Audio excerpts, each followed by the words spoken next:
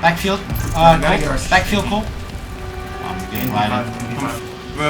Make his way forward. The lives are gone now for Los Angeles Guerrillas. Absolutely. They have been beheaded.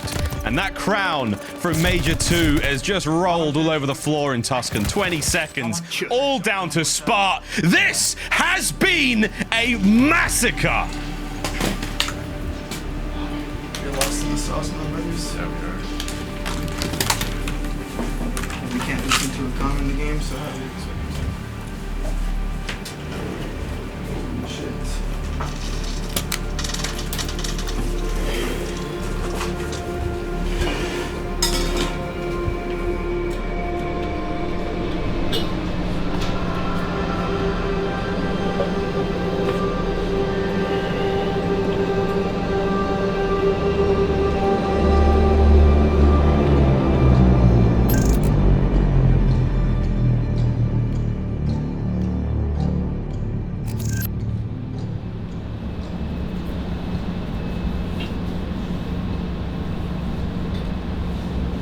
Holy shit, bro.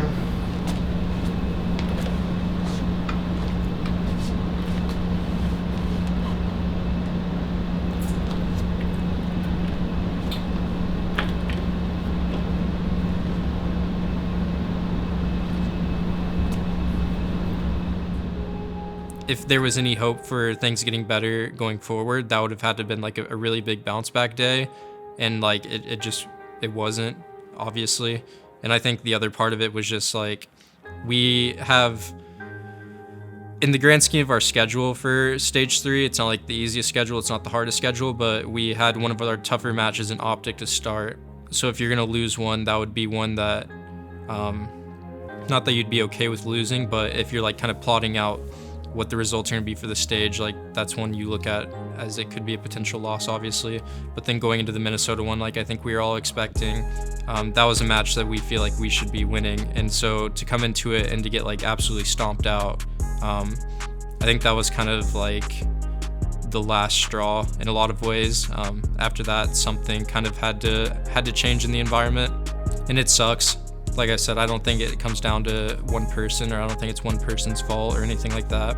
I don't think anyone on the team feels that way. But it was just kind of where we were at as a team, like as a whole. And something definitely just needed to change in that moment. That never really was necessarily like, oh, we need to change this player, we need to do that, we need to do that. It was just we need to change something about the way we're practicing, something about us four to try to figure it out. But then after those 5 losses, I think like, I don't necessarily want to say like, oh, we were like, as soon as we lost, like, oh, we gotta, bring Pierce back in for do X, Y, Z. But like, I think the 5 in a row is what kind of sparked a conversation or something. It's definitely unfortunate the way it all like happened and how it happened so quickly. I mean, I've been on the end of that before myself, so it's definitely not an easy one because Chris, especially with Chris, because I mean, he's literally a champion in this game. So yeah, he's a beast. So it definitely is what it is, how everything happened, but I think ultimately it'll be better for everyone. So that's how we did it.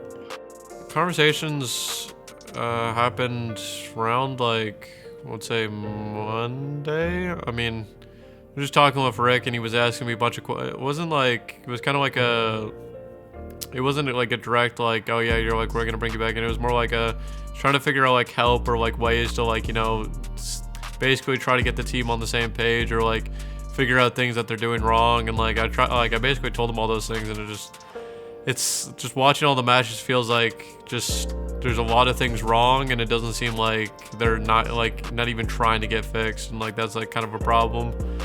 So he basically was talking to me the whole day on Monday about it, and then I think like late that Monday, he basically told me that I was going to be coming to the starting roster on Tuesday, and I mean, the rest is history, and now I'm here. The other one where it was like, somebody was like, bro, what are you talking about 18H? And I'm just sitting there, I'm like, why the f is he going off a 24-hour clock? And he's like, oh, that's how it is in Montreal, and I'm just like, wait a second, what? Or like, that's a thing? I was like, that is not a thing in Toronto. Like, if somebody said, yo, be here by 18 hours, I'd be like, I'm sorry? Sorry, what the did you just say? Nah, yo, get it out of here, bro. I do not want to have good side Berlin. Get it out. I don't want to go up 60-0, guys. No. No, do not force me to get free kills. I do not want them. I want to break every hole. Yeah, I mean, there's always a thought going in the back of my head where I'm like, this could be a situation where I sit out for the rest of the year and, like, you know, just kind of do nothing. I mean, that would have sucked a lot because, I mean, past 7-8 months I've been having, I'm not really trying to, like, over-exaggerate, it's been the worst, like, 8 months of my entire life. I've been through a lot in my life, and for me to say that these past 8 months have been the hardest is kind of insane to think about, but yeah, I mean, it's definitely nice to know that I get a chance on the starting roster again and get a chance to prove myself, get a chance to actually be like at like almost 100% literally competing in these league matches, because like all the league matches I've played so far, I've been severely nauseous. I'm surprised I didn't throw up in a couple of them. It's been really, really good to see him go from, you know, throwing up every single second, locked in his room, just really, really depressed and just tired and nauseous and really sick for so long. And I've seen the days where he even threw up and he came right to practice right away and he wouldn't tell anybody because he didn't want to affect the practice day. So Pierce has been a warrior this year, and he's obviously told me about his ulcers like since September. So the guy's been going through it for a while, and I really am happy that he overcome surgery. He overcame the ulcers. He has been taking some crazy medication in the past just to try to fix it. So it feels really good that he's finally back to 100%, and that the doctors cleared him to play, because I feel like he like really deserves it for the work and for the time he put into his own body this year. I'm just excited to get back to it, to be honest. Like, I know what Pierce is capable of. I played with him when he's, like, at his best. And I think me and him together were, like, the best AR duo, like, maybe ever. Like, to be honest, like, the way we played in World War II, we were next level. So I'm just excited to see where we can take this, and happy to, you know, hopefully, like, fight for more championships. What in the game now? They're in the game. What in the game now, Asim? Run it up, man. Oh my god. Wait, no, we're talking. We're in. Oh, we're in. Come on, baby. Come on. Let's go, man. Let's go, Pierce. Come on. Go, baby. Come on. Come on. That's a nice call, card. Going into that Florida match, I think it was very evident that there was a lot of problems still. Plus, at the same time, it was just shaking off the 2 months rust that I had on top of myself, you know, coming out of surgery. Basically getting all the first game back, pre-game jitters out of the way. So, I mean, I did as much as I possibly could, but it definitely was not my best performance, that's for sure. The team was not in a good position when I came into it, and I had 3 days to try to fix a shit show, and also feel comfortable with my own gameplay as well. So, personally speaking, it was just, you know, just a Hail Mary kind of deal. The main things that we're having problems with is just improving in practice, and that's kind of been a problem for us since the beginning of the team. It's just fixing mistakes and not making the same things over and over again, and kind of learning from those things. And I feel like a big problem for us too is sometimes it takes us to lose in a match to realize, oh, we really do got to fix this, when it's like something we've talked about in practice, like why can't we just fix it there? I mean, going into the Paris match, like, we did talk over some things, I guess you could say, or like revisit some mistakes, but for the most part, like, in a day's time, you're not gonna be able to fix too much, so we just focus on the match. 1v2, trying to make some noise. 30 seconds to play with. So now with 25 seconds left, he's gonna work his way all the way through back 10. He's gonna be able to find his kill, and he spots Gunless as well. Huge one-on-one, he picks up the auto to at least give himself a little bit more of an advantage in this gunfight. Looks to reposition. Gunless holds the angle, walks away with the 1v1, and just like that, Big P coming out clutch. to give the Guerrillas their first victory since that Major 2 final. Gunless goes big in LAG finally with a dub on the board here in our Major 3 qualifiers. Getting a win on the board is always a good thing for confidence-wise. Plus, at the same time, nobody really wants to go 0-4, 0-5 in a stage and, you know, not get any points, because obviously you start like in the depths of the losers bracket with like nothing. So, I mean, it's good for morale and good for confidence, because any kind of win, regardless of how it is, easy or hard, it's the same way. Yeah, I know a lot of people say that like when you win against Paris, it doesn't really count, but I felt like that was something that we really needed, and it really brought up the morale a little bit. And a win is a win, so we'll take it. Yeah, I mean, so like I said, I think everyone felt good to win, but at the end of the day, we all felt like we still weren't playing that well. I don't think anyone really thinks that we're playing that well. So the thing, I mean, we just were talking about like what do we have to do to like start improving, especially in the respawn aspect. Like we're just like so stagnant. It seems like we're just staying at the same level. Like we're good at certain maps, we're bad at certain maps, and we can't like improve on the ones we're bad at for whatever reason. We just make the same mistakes over and over again. So I mean, we took some time to watch over the VOD together and talk about some things, but it's like certain mistakes that we have addressed multiple times. So it's just like, how do we fix that? And that's the thing we're struggling with right now. Coming into this tournament, you know, we just have to be all in from the jump, you know, straight from the start. No time to waste there, because you know, you got to start off hot, and that's really the only mindset I have towards it, is like, you know, we're gonna come in there and really be all in, especially for those first few days, get the ball rolling. Yeah, I think this major feels weird in some ways, not only because do we want to like succeed in this major because it's our home major, but it's just the urgency and like the lack of expectations people have on us now. It's not necessarily pressure, but it's just like people are just counting us out so fast, and we do feel like it's urgent, even though we know that we're like in a good spot for champs. But a lot of teams are going to this major like really trying to get into top 8, and if by some way we lose early, like we could get ourselves out of this placement that we're in. So I just really want to make sure, like for points sake and the fact that we're in loser bracket, to just bring a little bit more urgency and make sure that we try to like get ourselves out of this hole like quick. I mean, losers bracket, you're basically just at the foot puddle immediately. Like, you know, it's basically win or go home. And I don't know, I did it all last year, every single major, so kind of just used to it. It's kind of just like basically, you know, pressure makes diamonds, right? So plus it's kind of, you go out there and like, damn, like you just got to give it all you got every series. Toronto is really important for me because I've always wanted to play in front of my dad and my brothers. I feel like it's always been a dream for me, and the fact that it's going to be a dream come true come Friday next week, it's just really, really amazing. And I feel like Toronto's never had like an esports scene. Their Overwatch team has a really big fan base, and I feel like there's a lot of like Torontonians that are really passionate about esports. So I really am hoping that we show like the CDL in the world that Toronto is a really good place for esports.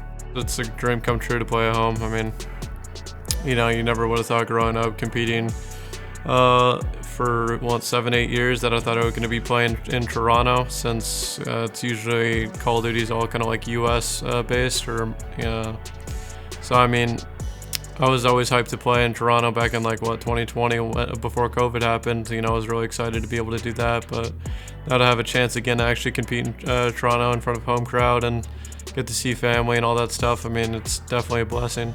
If we make a losers run and we win out the tournament and we do it in front of like my family, my friends, and just Toronto, I think that would be my favorite win, hands down, and it would be even greater than any chance win or anything. I just feel like that would be just a surreal feeling. But even to just make it close and me perform really well, like I would be satisfied with that. Obviously, like we want to win, and we just won the last tournament, so we want to repeat. But I just really want to show out for my family. Bro, you're actually really good at that map too.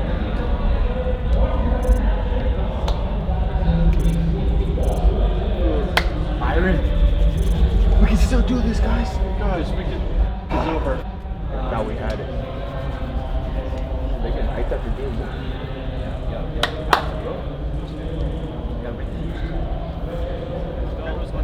Low dad, go on. One guy is back door. Nice, good one, bro. I'm playing hard. You got me. He's literally all day S&D. Yeah, you might show me back door. There's 2 dead, 1 on ult. That's the only guy. Max right. Dante's on the right. Dante absolute on the right. He's literally putting back tank. Camo tank. Yeah, max absolute one time. Yeah, I spawned here. Put a gun at low flat. On the left, one shot. I flipped. Alright. Got one. Another one got me. He's pushing in tools right now. One in tools. 3 seconds here, guys. Got him on time. Tools dead. Good up. Put him back up left. One more tools, Pred. 3 dead. One bullet, Pred. Absolutely. He didn't try. The qualifiers, I mean, they didn't go our way, or I mean, essentially is what it is. But going into the tournament, me personally, I mean, I always put that stuff behind and understand, you know, to win the tournament, you're gonna have to perform to your best ability and beat everyone either way, even if I'm in winners or not. So yeah, no, I wasn't really concerned too much. I just knew if we played our game, we would find success. I mean, I feel like you got to try your best to write it off and not worry about it and just worry about the tournament at hand. But I mean, I definitely knew the situation we're in. I definitely knew we weren't as good as we should have been. So like, I was confident, but not as confident as I could have been, I guess you could say. As per usual, I was just very excited to play. Felt like individually and as a team, we put in a lot of work. So I was excited.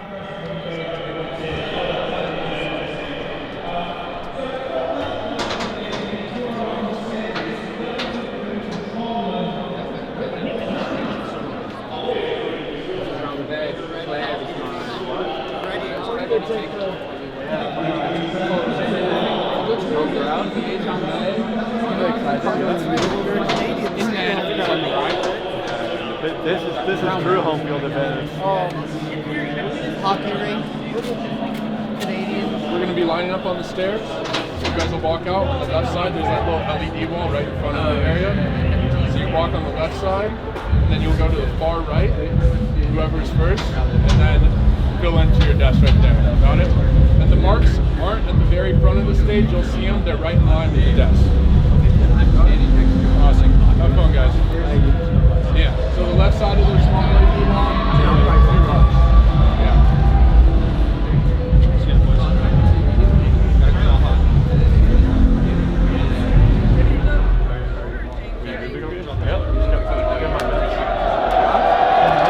Ladies and gentlemen, it is time for our next game here on the main stage. And it is a battle of champions.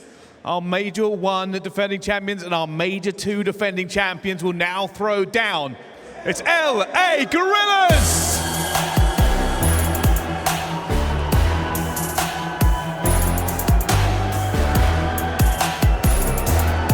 Gunless, Asim, Huke, and Slasher. A couple of world champions on that stage. You cannot count these guys out in this series. They're experienced, they're veterans. They just won Major 2. We know what they're capable of on land. I'm expecting them to make a run in this series. We'll see what they can do with Gunless back in the roster. He was lighting it up in Search and Destroy with that sniper. It's gonna be epic. You guys all good, right? Game ready? Game ready. Yeah, we're good. Yes, sir. Let's go. Like I said, fight, bro. You know you guys want this champ spot. You want this fucking seed. You gotta give it our all right here. All right, come on, boys. Let's go. Let's go right here. Come on. Big B, come on. Let's go. Come on, man. Guerrillas trying to get aggressive. 22 seconds on the game clock right now. This could go to time as Guerrillas have to earn so much here at P2. Still down 40. I feel like I've said that since the start of the game. Well, Optics know this. They just can play around the game clock. Yeah, and that's where this gets so hard to do. Not only do you need to be perfect with the comeback, you've got to be to the point if you're going to get this done. Shotzi just slipping and sliding around. 7 seconds left to go on the play clock. They're staying out of the point. Optic playing it well. They hold on to that 40-point advantage and shut down map 1. Nice shot. Yeah, next map. We're going to win this S&D. Let's bounce back. No, we will. We're good.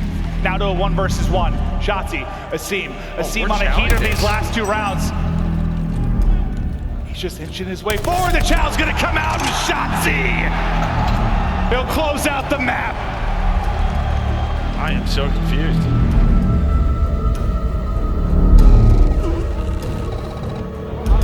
I wish I thought it was so dumb that I couldn't just take cubes on the 1v3 and just be like, bro, he's front P5. I will just look at him and kill him. If I bait him out cubes, I can just. He's not gonna have a nade and kill me. He's backed up. You're not getting 3 pieces out of clutch. If you guys were gonna back up, you should have backed up to full weight though. Like I sent Sim back up and he didn't back up, so I got stuck in clutch. I'm like, okay, I'll stay here. No, I mean, that was part of the problem. But at the end of the day, just all. He's not gonna 3 pieces clutch, bro. I made the call, we just don't listen. He's not gonna. Sure, wherever Sim went. I mean, at this point, all we have to focus on burning control, bro. We have to win 3 matches in a row now. There's nothing you can do about that, bro. I mean, he has to wake up to this. Him waking up to literally, he knows it, he expressed it. The Bokage is whatever, we got rotated. We take a look at the map records now for Berlin Control. 0-2 for Guerrillas, 6-2 for Optic Texas.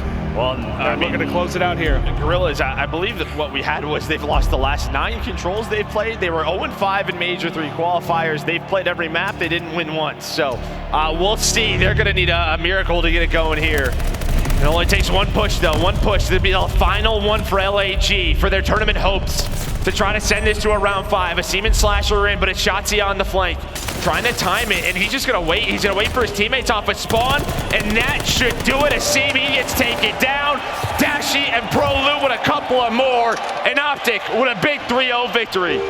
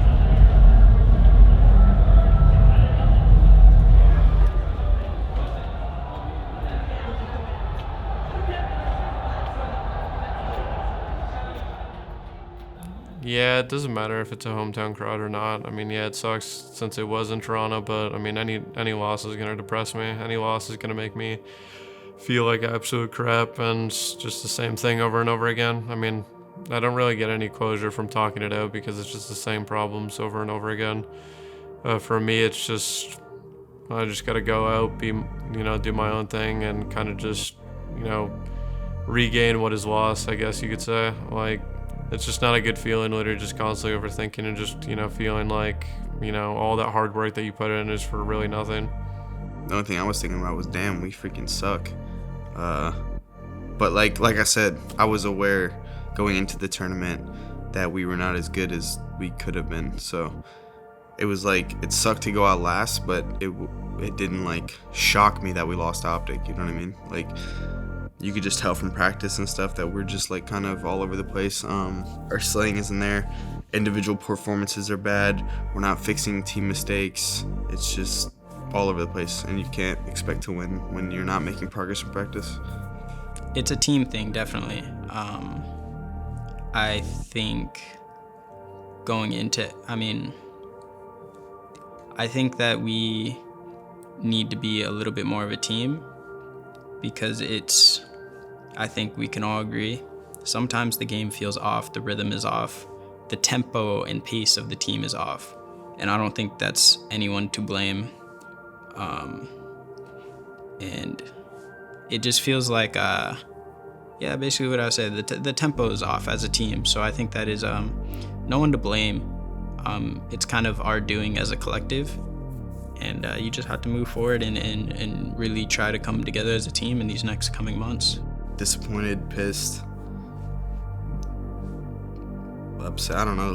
There's lots of words, but mainly just like angry and disappointed because we're practicing every day and just not going anywhere with it. So we're almost in a sense like wasting our time in practice, which is really annoying. The thing is, this late into the season, I'm not like trying to figure out what to bring back to the table. I already know how to play the game. I already know what to do in situations. There's nothing like, oh, I just learned that we need to do this, or oh, I need to talk about this. Like, we're in June now. This is like champs time. Like, you know how to play the game or you don't. Like, you know what I mean? Like, there's no like new things really that are coming out. Like, oh, this spawn is here. Oh, no, we know everything. We know how to break the hill. We know how to hold the hill. We know where they're spawning.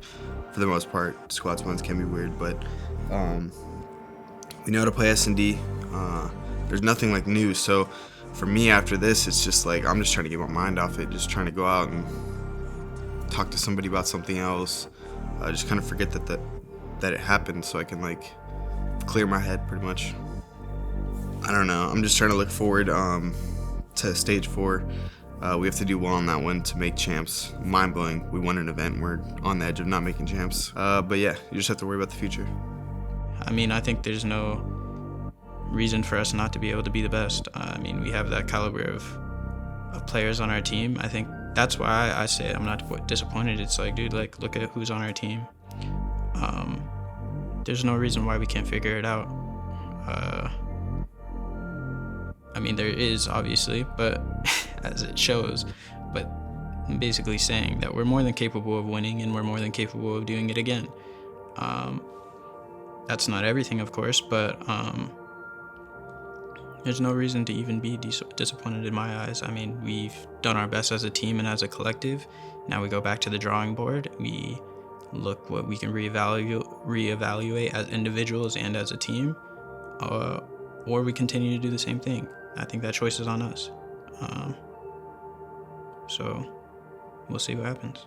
Ladies and gentlemen, welcome to another episode of The Flank. All right, I'm joined by a 20-time champion, a 2-time world champion, a staple to the Call of Duty scene, Mr. Patrick Price, aka Aches, and I'm joined by another staple to the Call of Duty scene, another world champion, another multi-champion, Mr. Chris Duarte, aka Parasite. Gentlemen, how are we doing today? Let's start with LAG.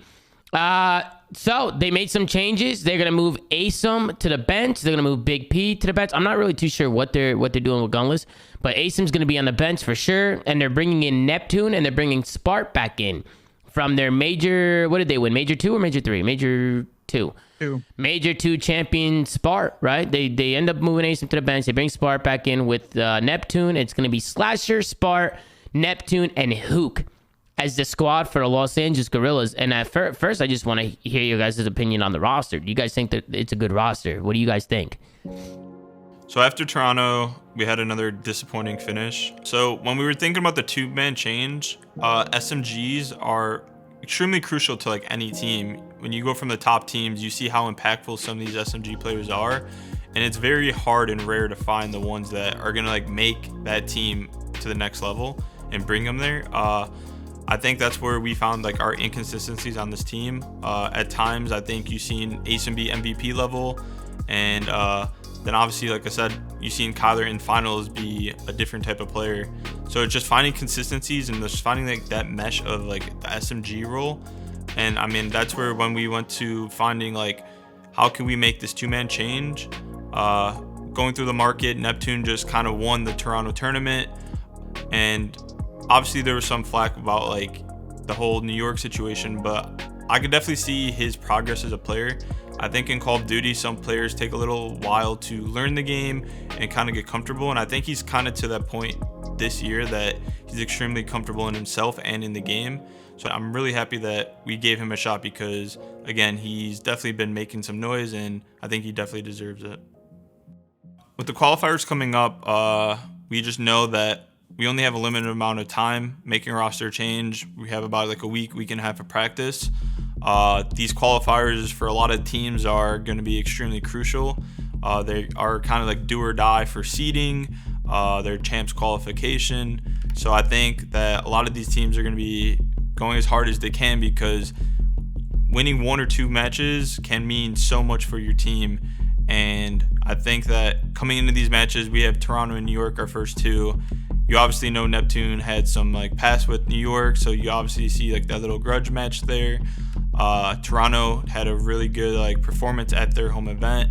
So I think coming into these matches, they're going to be extremely important for us to try pulling off these wins because, again, we haven't had the best year besides Stage 2. And if we can come out with another great performance in Stage 4 going into champs, that's the goal. Obviously, a little newer of a team. You have half of the roster from the beginning and now a new half. So our goal is to just be comfortable as a team, put as much time as we can into practice, and go into these matches just firing with everything we have because at the end of the day, our season is on the line and we need to come out and just prove that we want that champs qualification spot.